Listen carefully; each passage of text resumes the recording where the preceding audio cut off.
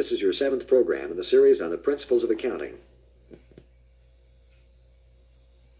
In a previous program, you learned about keeping accounts on a simple cash basis.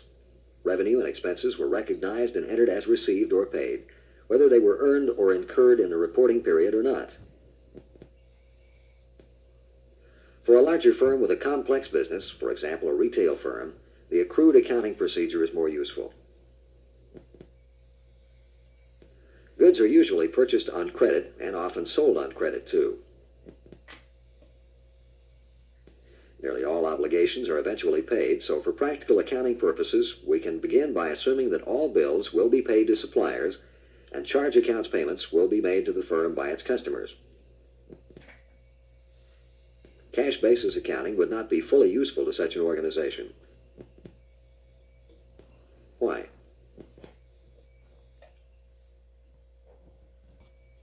Yes. In accrual accounting, revenue is considered earned when goods and services are sold and delivered, even though cash is not received, because at that time an account receivable from the customer is created.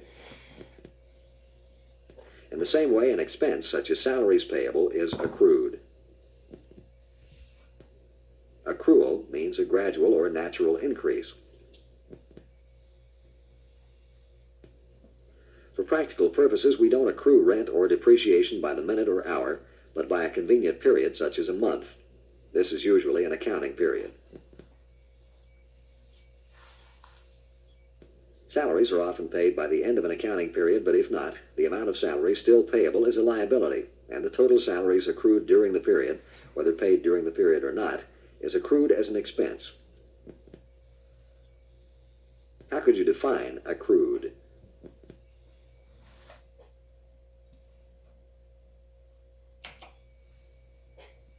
Right. At the end of the accounting period, end-of-period adjustments are made to establish proper accruals. It might seem hardly worth quibbling about the precise allotment of certain income and expense items to one period or the next, but many wholesale and retail firms operate with narrow profit margins, and it may be essential to determine small or gradual changes in expenses or income so that appropriate management action may be taken promptly.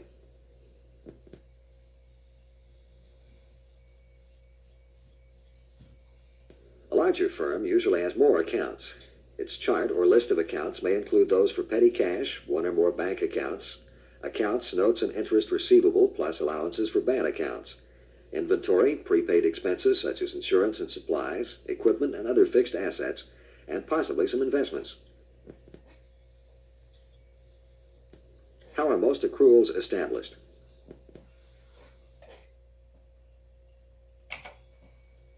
Yes.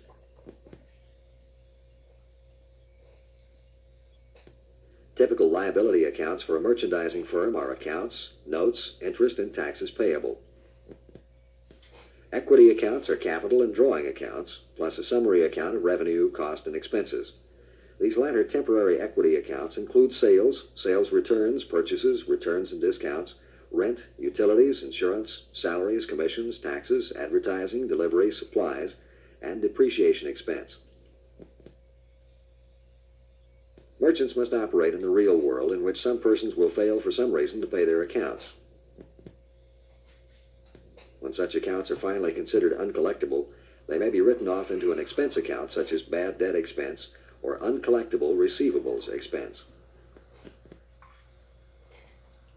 What are some other common merchandising expenses?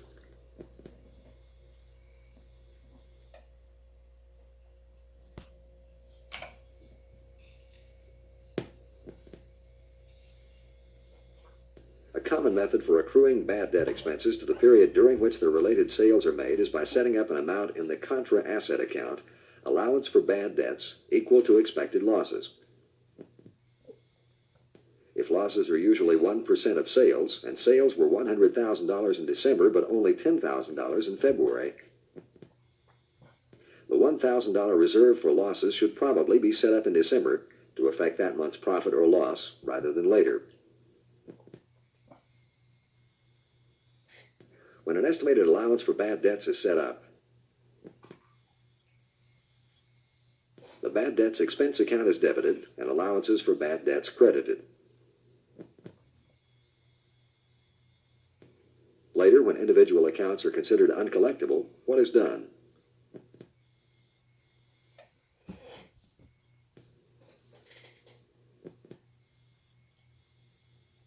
Another rather special account is prepaid expenses, which could include advance insurance payments or operating supplies purchased in advance.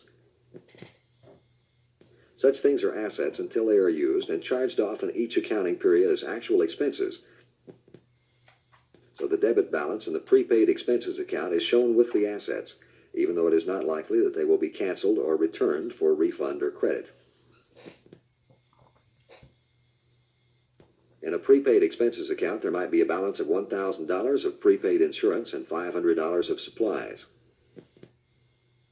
In August, the insurance expense was $100 and supplies expense was $50.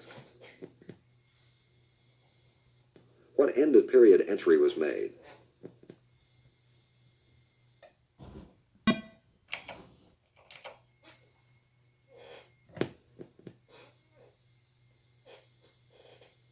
Another asset account, that for equipment and other facilities, must be periodically reduced by an expense adjustment reflecting the use and reduced value of these assets.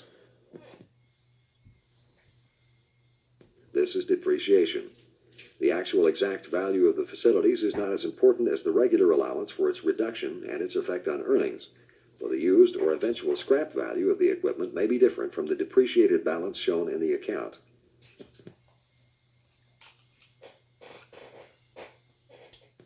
Fixed or long-lived assets can be written off or depreciated by constant or variable amounts each period. A computer or an automobile may be depreciated more the first few months or years than later, but a milling machine may be considered to be constantly reduced in value, which in a sense means a greater percent of its remaining value as this value becomes smaller. The constant amount or straight line method of depreciation is the simplest and is widely used. If the useful life of something is said to be 5 years, then 1/5 of its cost per year, or 1/60th each month, may be debited to depreciation expense and credited to accumulated depreciation accounts. How much each month would you depreciate a $12,000 molding machine which has a 10-year life?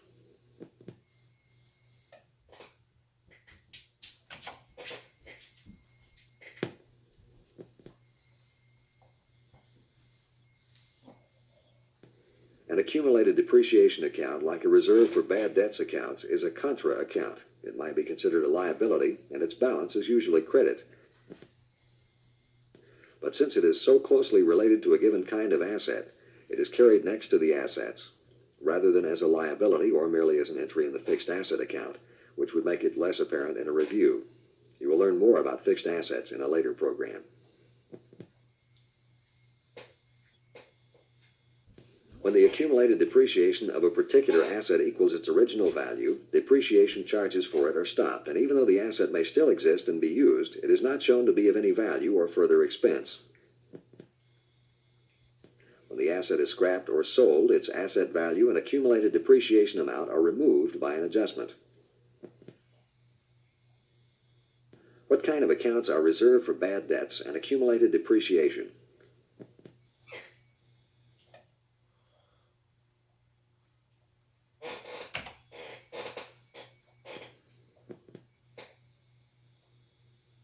When merchants purchase goods from suppliers, they pay the wholesale price, not any established list price for retail customers. The difference is called a trade discount and may not be shown in invoices, but if it is only in passing, for the net amount is shown at the bottom. There is, however, often a cash discount, usually not specifically shown, for perhaps 2% of the net amount, which may be taken if the invoice is paid within, say, 10 days. The net amount of a purchase must usually be paid within 30 days. If you made a $1,000 purchase on April 1 and the invoice was marked 2%, 10 days net, 30 days, or 2, 10 net, 30, what would you do?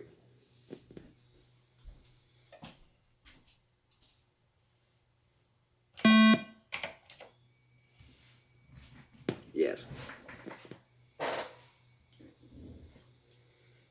Management may wish to know how much has been saved by taking prompt payment discounts, so a separate purchases discounts account is often used. When the $1,000 is paid for the purchase, accounts payable is debited $1,000, cash credited $980, and purchases discounts credited $20. When a firm has a number of important customers and suppliers, it may wish to maintain special receivable and payable accounts for them. These are called subsidiary ledger accounts.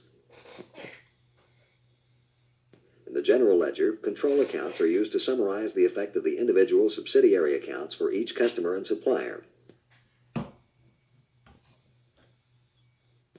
Why do you think such subsidiary ledgers are used?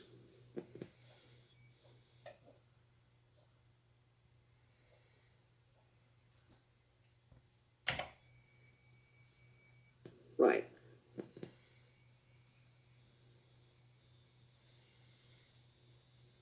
A small company might be willing to keep its loose file of unpaid suppliers' invoices and a file of unpaid customers' sales slips, but others would set up an account page for each customer and supplier, perhaps like this, with 3 columns, for debits, credits, and for the resulting balance after each transaction.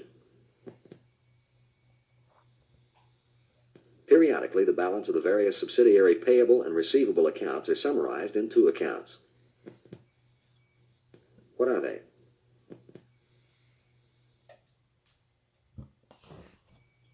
Yes. Various accounts with creditors, mostly suppliers, and the payables control account will usually have credit balances and are considered liability accounts. But it is possible that a supplier has been overpaid or credit was given for returns after payments, so a debit balance exists. This rare event should be pointed out by red ink or a circle around the balance. Similarly, if a customer, who usually will have a debit balance in your receivable accounts, had a credit balance, this should be indicated clearly by red ink or otherwise. An accounting system may permit the direct posting of customers' or suppliers' accounts directly from invoices or sales slips, rather than from the journal, the chronological book of original entry. What does a red ink or circled entry signify?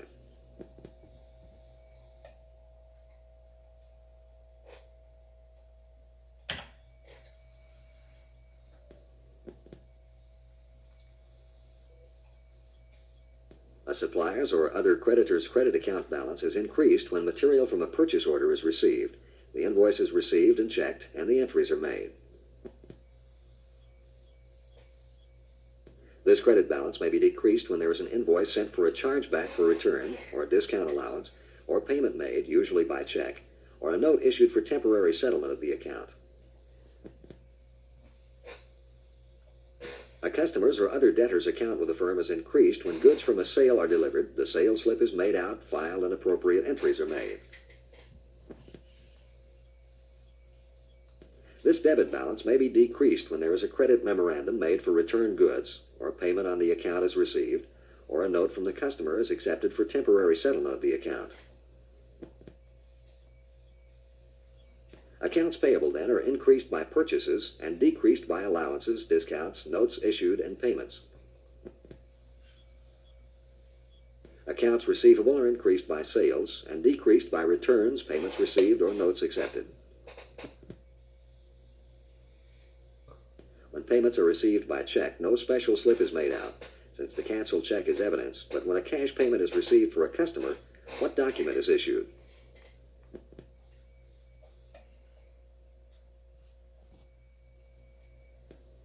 Right. In a small organization, credits for payment to a customer's account may be made directly from the check. But to separate bookkeeping from money and check handling, posting is often done from a list of daily remittances instead. A remittance is money sent in. Posting reference marks or numbers should always be entered as posting is completed. While restricting check handling may provide security, it tends to permit undetected errors, since 2 persons using a check to enter a journal and later to post accounts would seldom make the same error. While firms purchasing from suppliers usually pay promptly for each separate purchase order and invoice, retail customers often pay periodically, usually monthly, as called for by a statement of account. This statement contains a summary of the charges made, the payment received during the month, and the balance which is due to be paid by the customer. It is common to send bills to customers on or about the first of each month, with the charges and balances shown as of, say, the 25th of the preceding month. What are these documents called?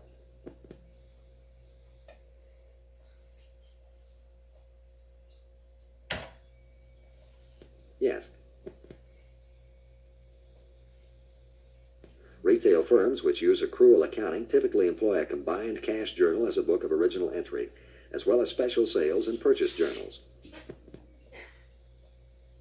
Books of final entry usually include the general ledger with 20 to 30 accounts, and the accounts payable and receivable subsidiary ledgers.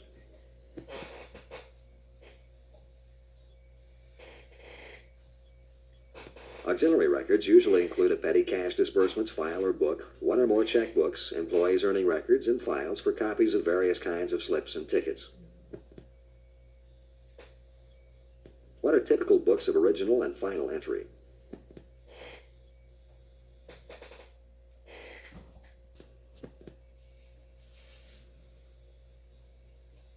A retail firm will probably wish to prove the footing of the combined cash journal each week as well as the bank balance. Posting to the general ledger will be kept fairly current with weekly proof. At this time, the petty cash and sales journals will also be proved. At the end of the month or other accounting period, a trial balance is taken. Errors and entries in posting are corrected.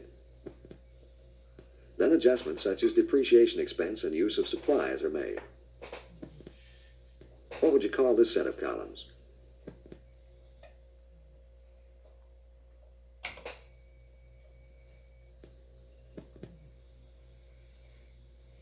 Report of operations during an accounting period must include the charges for rent, utilities, insurance, salaries, taxes, advertising, delivery, supplies, depreciation, and the like. What are these charges called?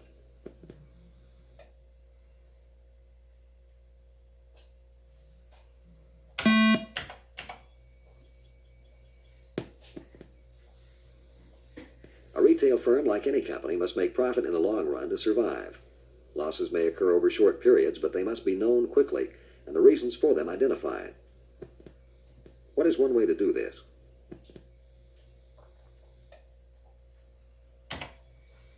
Yes. And in addition to finding the amount of revenue, expense, and profit during a period, managers must know the condition of the company at a given date, for even a profitable company must have a balanced inventory, sufficient cash and other current assets, and avoid excessive current liabilities.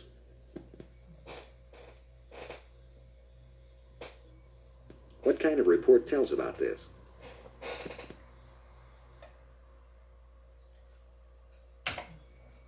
Right.